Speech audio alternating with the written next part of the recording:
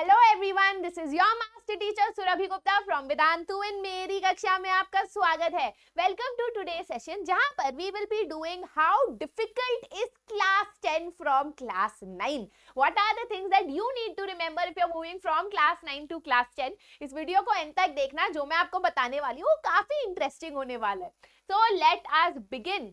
Alright, तो अगर हम लोग सोशल स्टडीज की बात करें तो क्लास 9 में भी आपने हिस्ट्री, सिविक्स, ज्योग्राफी, इकोनॉमिक्स पढ़ा था। क्लास 10 में भी आप हिस्ट्री, सिविक्स, ज्योग्राफी, इकोनॉमिक्स पढ़ोगे। हाँ, इसमें क्या नई बात है? ऑब्वियसली जो अंदर चैप्टर्स है वो अलग है, जिस तरीके के चैप्टर्स है वो अलग है, जो आप पढ़ने वाले हो क्या पैटर्न से पढ़ने वाले हो वो अलग होने वाला है। ठीक है, तो let us go to it. You guys know me, I am your social studies educator Surabhi Gupta from Vedantu. ये साल मैं आपको एसएसटी पढ़ाऊंगी। याद रखना, क्लास 9 एंड 10 एसएसटी मतलब सुरभि मैम होना चाहिए। इस तरीके से मैं आपको पढ़ाने वाली हूँ।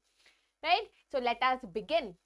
Alright, now first of all, if you follow this video and all my other videos for the entire year, I promise you SST की जहां तक बात होती है ना, वो बहुत ज्यादा सिंपल होने वाली है, बिल्कुल भी आपको डिफिकल्ट नहीं लगेगी।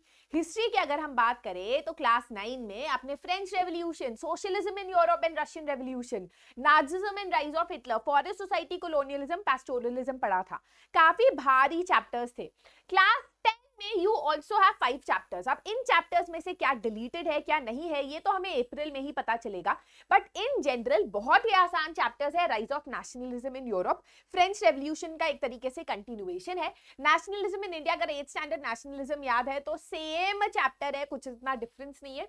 Making of the global world, age of industrialisation, थोड़े डिफिकल्ट चैप्टर्स है। Till now they were deleted for this year. Now let's see अगर वो वापस से ऐड होते हैं फॉर योर एकेडमिक ईयर। और print culture and the modern world. But in general I will say कि हम ग्लोबल हिस्ट्री से थोड़ा हटके इंडिया ओरिएंटेड और यूरोप ओरिएंटेड थोड़ा हिस्ट्री पढ़ेंगे। बहुत ही आसान है, मुश्किल बिल्कुल नहीं है। ठीक है, अब हम आते हैं ज्योग्राफी पे। Now guys, geography class 9 was a lot of technical knowledge, a lot of data, है ना। काफी ज्यादा डिफिकल्ट थी क्लास 9 की ज्योग्राफी। क्लास 10 की ज्योग्राफी उतनी ही आसान है ना। तो resource and development, forest and wild life resource, these are chapters that has very very simple concepts. Agriculture बहुत आसान है, बिल्कुल टफ नहीं है। The only tough chapter that I would say for your class 10 is mineral and energy resources और lifelines of national economy.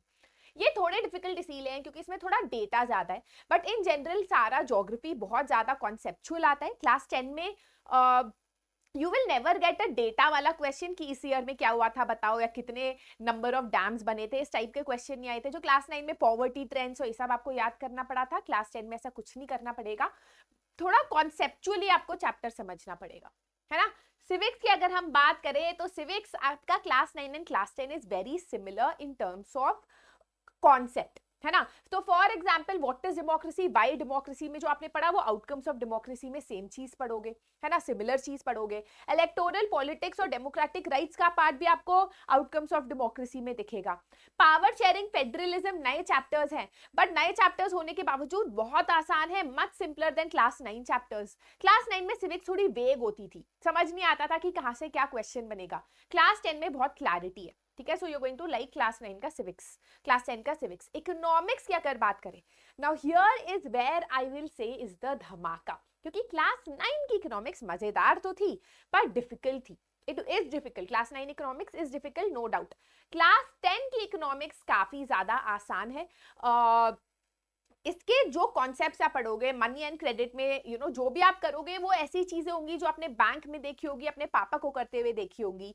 Sectors of Indian economy आपने पहले से ही पढ़ा है, वो रिपीटेड है, बस थोड़ा डिटेल में आप उसको पढ़ते हो। The only new thing that you will study in class 10 economics is globalisation and the modern world.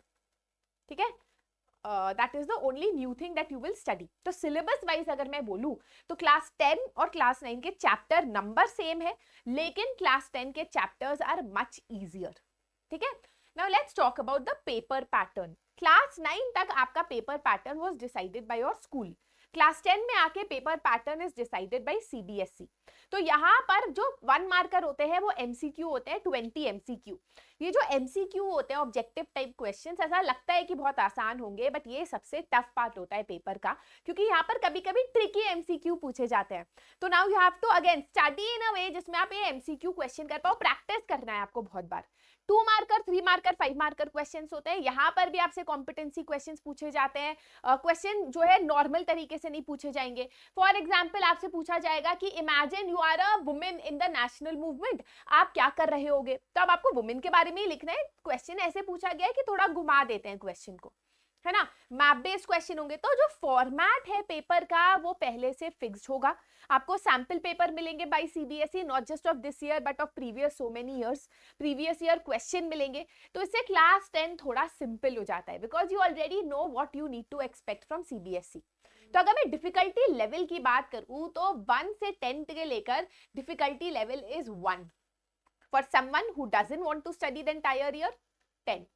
Depending on you, आप कितना पढ़ना चाहते हो, आपकी डिफिकल्टी लेवल उतनी होगी। अब बहुत बच्चे ये बोलते हैं, कमेंट सेक्शन में भी बोलेंगे, हमने तो आखिरी 2 महीने पढ़ा और फोड़ लिया। अरे बड़ी अच्छी बात है भाई, तूने फोड़ लिया, राइट। मैं पर ये आपको क्लियरली बता दूं कि फोड़ना उसको नहीं बोलते, लेजेंड उसको नहीं बोलते जो आखिरी के 2 हो सकता है कि आजकल यूट्यूबर्स बोले भाई तू लेजेंड है, 7 दिन में पढ़ के बिल्कुल ही अमेजिंग मार्क्स लाया है। नहीं, लेजेंड वो होता है, रियल लाइफ जो एक अच्छा स्टूडेंट होता है वो होता है जो पढ़ाई को मजे से करता है।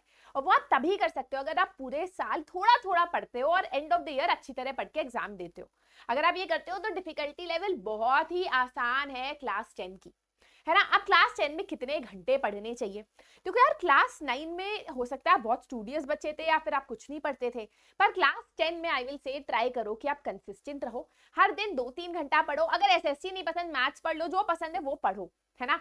तो उससे क्या होता है, by the end of the year ना आपके लिए केक वॉक हो जाता है बोर्ड एग्जाम। इतना मेहनत नहीं लगती, नहीं तो बाद में मेहनत बहुत ज्यादा करनी पड़ती है। बिना मेहनत के कोई मार्क्स नहीं ला सकता, चाहे कोई भी यूट्यूबर कुछ भी बोल ले, right? So what you need to do to score 100 on 100, very simple. You need to follow me on the Vedantu 9th and 10th channel. You need to make sure कि हर शब्द जो मैं बोल रही हूँ आपको, आप उसको word to word जो हो follow करो। And I promise you, SST में 100 में से 100 लाना एक ड्रीम नहीं, एक रियलिटी होगी, ठीक है। So that is it, all the best guys. I hope आप लोग क्लास 9 के बाद you are ready for class 10। अपने जूनियर्स को जरूर वेदांतु क्लास 9 चैनल के बारे में बताना। हम लोग अप्रैल ऑनवर्ड्स क्लास 9 का नया एकेडमिक ईयर भी इस चैनल पे शुरू कर देंगे। So please let them know about me and about this channel. I hope आपको आज का सेशन अच्छा लगा। वीडियो को थम्स अप कर देना, चैनल को सब्सक्राइब कर देना, share this video with your friends. Bye bye, have a great day.